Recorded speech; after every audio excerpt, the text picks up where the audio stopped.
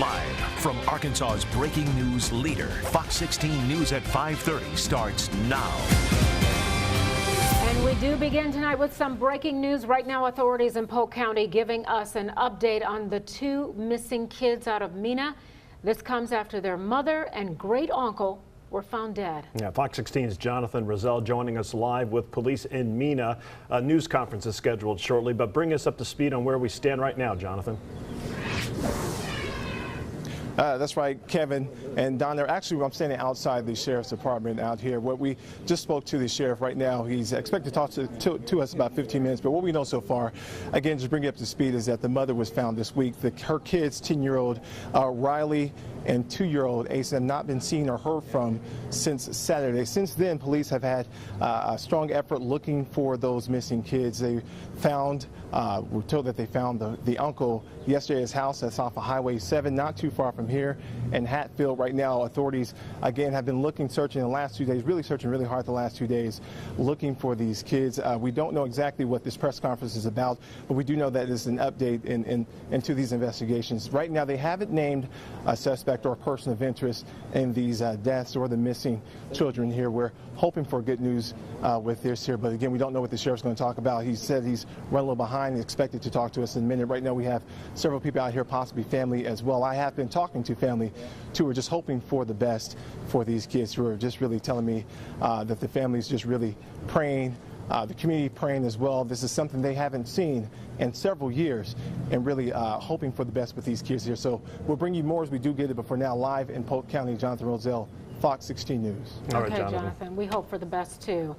Severe weather moving into the natural state. Heavy rain, strong winds, hail, and even a tornado threat is possible. Yeah, Chief Meteorologist Jeff Baskin standing by with the latest to tell us when these storms will move in and maybe even give some clarification as to where they will hit. Jeff. Well, we're talking about a rather long duration event where we're going to get several rounds of some strong to severe storms. They're not all going to hit in the same location, but we're talking about a severe weather threat pretty much through the weekend until this system moves on out on Sunday. The active weather begins tonight. So far, not anything out there right now, but some storms will begin to develop later on tonight, especially after about sunset, as we have some very warm air now moving on in from the south. Look at these temperatures, low to mid 80s, central and southern Arkansas, 86 in Camden, 86 in Pine Bluff. Some cooler air north of our advancing warm front with temperatures still in the 60s. A lot of humidity moving up as well.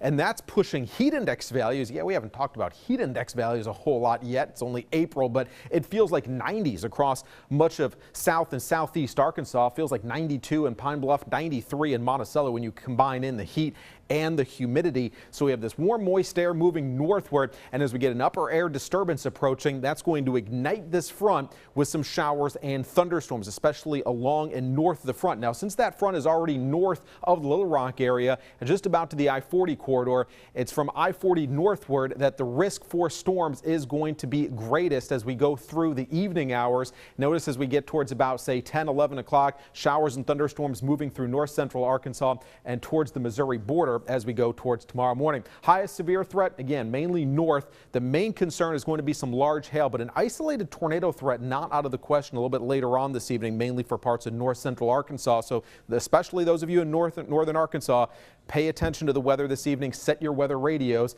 And tonight isn't it. We're talking about more severe weather as we go into the weekend. But for tonight, again, increasing storm threat as we go through the evening hours. Plus, a flash flood watch goes in effect for tonight through the weekend. We'll talk more about the heavy rain threat coming up in just a few minutes. All right, Jeff, and the Arkansas Storm Team will be on standby throughout the night and the weekend to keep you and your family safe. We will bring you the latest on air and online at fox16.com. And trying to be able to figure out how we can get a ceasefire on this issue is what is important. So we're working on those issues. Saying he's tragically distressed, Little Rock's mayor demanding a ceasefire in the community after an innocent daycare worker was killed, becoming the city's 19th homicide of the year. As everyone involved hopes to find answers to a seemingly increasing problem, some on the police force say staffing and salaries could help. The city insists that it is working night and day looking for answers and getting people responsible off the street. Fox 16's Josh Berry live on Park Lane, where the woman was killed yesterday with 9 children inside. And Josh, we've heard from city officials before, but some might argue that all the city is doing is going in circles. Yeah, and that's exactly right. Maybe calling it a broken record at times with some of the questions that we're asking and the answers that we're getting following some of this violent crime. Now, as far as this one is concerned, the intended target was a couple of houses down. Today, we got up close to some of the bullet holes that are in the front of it. But the lone bullet that killed the innocent victim yesterday hit this daycare inside this home right there. I talked to the mayor today about it, and he had a frustrated tone talking about what he called a recent increase in violent crime. He pointed to what intelligence suggests is an ongoing retaliatory battle between 2 fractions of people within the capital city. An evidence sticker still marks the hole where a stray bullet from a drive-by fired through a home with 9 young children inside Thursday. It killed 60-year-old Shirley Jackson. I can't believe that an innocent person's life was taken. It's the 19th homicide of the year for Little Rock and the latest in what the city's mayor calls a targeted string of drive-bys, shootings, and murders between 2 groups of people, all tied to the death of 2-year-old Ramiah Reed last year. It's a group of people that are affiliated who obviously, because of some incidents that happened back in the fall, where the 2-year-old was shot and killed, has escalated the issue of retaliation between the 2 parties. So the mayor pleads for a ceasefire between people involved. The Fraternal Order of Police, though, called the city out on Facebook shortly after the shooting, suggesting better equipment and filling the void of 80 police officers could help battle this crime. When they're responding to calls all day, they don't have the ability to be the proactive force that we have to have in order to help combat some of this violence. And he says better pay could retain senior officers,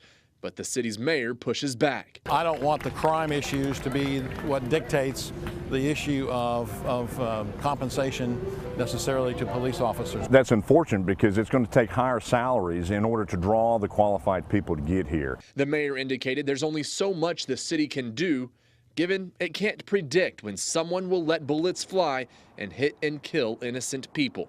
He says no amount of officers can stop a bullet like the one that killed a daycare worker. So it's going to be hard trying to explain to a 4-year-old why he can't come see Miss Nene. And a third house was also hit in this drive-by. Fortunately, nobody was injured inside that home. It was hit 4 times, we're told, by bullets. Now, we expected this earlier today. The city confirmed it this afternoon. It has a special called meeting this Sunday for 3 o'clock. The mayor, the city manager, and the police chief will be there talking about new initiatives that they have planned to battle this recent increase in violent crime. We're live in Little Rock. Josh Berry, Fox 16 News. And back to our breaking news story. Right now, authorities in Polk County, they're giving us an update on the 2 missing kids out of Mena. Let's listen in right now. Come to the sheriff's office, call the sheriff's office, 479-394-2511. We need to find Reilly. Multiple state, federal, county, and city law enforcement agencies are involved in the search. We've had ground searches going on for 3 days. They just wrapped them up so we can have a department meeting. As soon as the meeting's over, we're going to start back out again. Ground searchers starting again tomorrow morning at 7 o'clock. They're committed, just like I am, to finding Reilly and getting justice for the families of these 3 homicide victims. I'd like to say that our community has really stepped up. I've had 70 or 80 different law enforcement officers here for 3 days. They fed them breakfast, lunch, dinner, snacks, drinks, all 3 days. I don't know that there's an officer here that's had to buy a bottle of water, a hamburger, or anything else. It's all been delivered here to the sheriff's office. They've stepped up. That's what Polk County does. They always come together and help each other out during emergencies. They always support their law enforcement, and I appreciate it. It means more to me than I can express. Thank you. I'll take a couple questions as we deem appropriate. Have you developed a suspect at this point? I can't comment on that right now. I'm sorry. How many crime scenes are currently being worked? The 3 separate crime scenes right now. The causes of death? on all three? We're not ready to release any of those just yet. Do you think Reilly is alive? We're going on the premise that Reilly's alive, and I don't think that you can go on a premise any other way. He's got family out there. We're saying prayers. My guys are motivated by the fact that they believe Reilly's alive. We're going to keep working this just like Reilly's alive until we know different. I believe he's out there. I believe somebody's got him, and I believe we're going to find him. How is this affecting the officers? It's rough. It's rough. They're motivated. Anytime you work a homicide scene, it's rough on the officers. When you work a homicide scene on an infant, it's really rough. I've had a hard time. I've been in law enforcement for 23 years. I'm not normally an emotional guy, and I'm having a hard time here, sitting here talking to you guys about it. Can you talk a little bit about Acelynn again? Where did the authorities find her? She was located southeast of Cove, in the general area that her mother was found, in a heavily wooded area. Would you like to address some of the things being shared on social media, some of the community? Would you like to address any of those rumors that have been flying around? You know, I've talked to the family of the victims, and what I've told them is that social media, rumors fly on there. People can say anything they want to. There's no accountability. We've had some outlandish rumors going around. I'm trying to keep the media and the public updated. I'm doing the best I can. Like I said, we've got 3 homicide investigations going on that I'm trying to work. We've got a missing 10-year-old that I'm trying to locate, and I'm trying to keep everybody updated. If it doesn't come from the Polk County Sheriff's Office, probably not true. What if we do know that Bethany's boyfriend is in jail at this point? What is this connection, if any, to I can't comment on that at this time. I'm sorry. I would like to say, for the most part, media and the public have been very respectful of the family. Some very sad news coming out of Polk County in reference to 2 missing young children. Both children were last seen in Mena on Saturday. According to the Polk County Sheriff, 2-year-old Acelynn Wester, the little girl you see there, her body was found today in the southeast area of Cove, in a wooded area not far from where her mother was found, 43-year-old Bethany Wester. Her body was found Tuesday in a creek not too far. As for 9-year-old Reilly, he is still out there. Not sure exactly where, of course, but as you heard Donna, the sheriff, saying he believes he's out there and he believes he will be found. And he says he's going to work it like Reilly is still alive. So anyway, sad news to report. We certainly hope that we would find both children alive. There's still a possibility that Reilly may be, and we will certainly hope that that is what happens. We're going to take a break right now. We'll be right back. Now, weather to plan your day with Fox 16 Chief Meteorologist Jeff Baskin. Well, a severe threat begins tonight, especially across parts of northern Arkansas. Nothing going on yet, but as we go through the evening hours, thunderstorms will develop along a warm front moving into northern Arkansas. Some hail, large hail, a main threat as we go into the evening hours, but also an isolated tornado threat not out of the question, especially north of I-40. Southern Arkansas, the risk is less.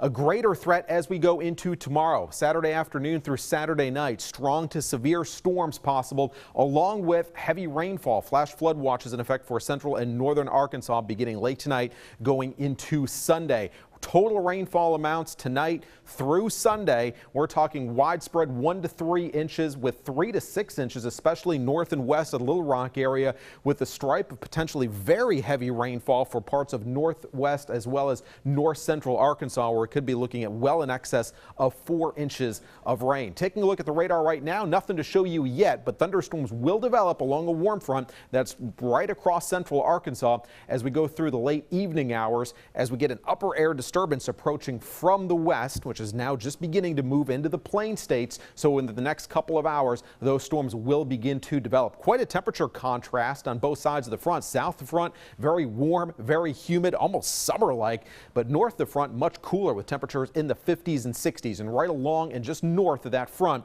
is where the severe risk is going to be greatest. Right now across northern Arkansas, cool 60s around Clinton. Then you get into the low 80s on the south side of the front. Very muggy across much of central Arkansas and just downright hot across south central Arkansas with temperatures in the mid to upper 80s and feeling like 90s with the humidity. Right now in Little Rock, 82 degrees. That doesn't seem too bad, but very muggy out there. Feels like 87 this evening. Quite a difference in how the air feels compared to yesterday now that the warm front has moved on through. Winds out of the south. Now as we take a look at our forecast satellite and radar, here's the timing of it. These storms beginning to fire up along that front over the next couple of hours, pushing into north central Arkansas as we get towards later on tonight into about midnight. And that front reaches the Missouri border by tomorrow morning. Tomorrow morning starting off cloudy, breezy, mild, couple of spotty showers. But as we go into the afternoon, showers and thunderstorms will begin to develop. Now, for the late afternoon hours, the real threat is going to be we get a little bit of heating and individual storms begin to start to fire up. That's going to mean a greater severe threat for tomorrow afternoon. But that's not it, because then we're looking at the main system coming on through during the overnight hours with likely a line of thunderstorms moving on through, and even more thunderstorms with the cold front itself as we go into early Sunday. So we could be looking at several rounds of heavy rain and thunderstorms moving on through. The system moves away as we go into Sunday, turning breezy and cooler for the middle or for the early part of next week. So for tomorrow morning, mostly cloudy, breezy and muggy, temperatures in the low 70s. Storm threat increases as we go into the afternoon hours, especially after about 3 o'clock or so. Otherwise, warm, breezy and muggy. Severe storms possible as we go into the evening. Again, some of those storms will produce some very gusty winds. So keep track of the weather very closely over the next couple of days. Here's that 7-day forecast. Stormy tomorrow, still stormy on Sunday, mainly during the morning, but the severe threat transitions east, clearing and breezy as we go into early next week. We'll be right back after this. And back to our breaking news story. Authorities in Polk County just releasing that they have found one of the bodies of the missing kids out of Mena. Acelynn Wester's body was found in a wooded area near Cove. This comes after their mother and great uncle were found dead. Fox 16's Jonathan Rizell at the press conference that we just aired. He joins us to give us some additional information as to what officials are saying. Jonathan? Yeah, Kevin, Donna, a very heartbreaking scene out here moments ago. The sheriff spoke about authorities finding 2-year-old Acelynn not far from where they found her mother's body, Bethany Wester's body, near a creek in Cove, not too far from where we are here. Authorities saying again that they are still looking for 9-year-old Reilly Scarbrough. They have hope that he's still alive somewhere. They still need the public's help in finding 9-year-old Reilly Scarbrough. Again, they say that they unfortunately found 2-year-old Acelynn Wester dead not too far from where they found her mother's body earlier this week. Authorities saying that, they're asking the public's help. They've not developed a suspect in this case here right now, not releasing too many details. They're asking anyone who knows anything about her brother's whereabouts to give them a call. We've asked about why there was an Amber Alert. They felt that it wasn't the time for that. They've had a lot of resources looking for these 2 missing kids after finding their mother and great uncle deceased this week. Again, they're asking the public to help them out. They expect to be back out here tomorrow searching for 9-year-old Reilly Scarbrough. For now, I'm live here in Mena. Jonathan Rizell, Fox 16 News. Okay, Jonathan, real quickly, did you, and hopefully I'm not getting this wrong here, but you asked a question, and I believe it pertained to someone who's in jail. Yes, I was asking about Bethany Wester's boyfriend, who I was told by family as well as authorities that he is in jail now on unrelated charges, drug charges here. I asked if he was a suspect in this case with the deaths, as well as they're investigating as a homicide, as well as the missing children. The authorities, sheriff spoke about that. He's saying that the boyfriend at this point right now would not comment on whether he's a suspect or person of interest at this point. Again, no one's been named as a suspect or person of interest in this ongoing investigation here. Jonathan, thank you very much. Appreciate the update. Again, some sad news. 2-year-old Acelynn Wester, her body was found earlier today. And as authorities said in the press conference, they now have 3 homicides on their hands and they are investigating. But as for 9-year-old Reilly Scarbrough, the sheriff says he believes he is out there and he believes that he will be found. We'll continue to follow this story for you, but in the meantime, we'll take a quick break and be right back. Let's take the last minutes of our newscast to focus on the weather situation. I know you said storms are in our future. Yeah. Later on tonight, especially northern Arkansas, so far nothing showing up on radar. Not expecting storms to develop until about 8 o'clock or so. Again, mainly along and north of I-40 is the main risk area for some strong to severe storms, some large hail possible, also an isolated tornado threat. A good idea to set your weather radios and pay very close attention to the weather for this evening. Increasing storm chances as we go through tonight and even higher for tomorrow. Okay. Pay attention, be safe. We'll see you back here at 9.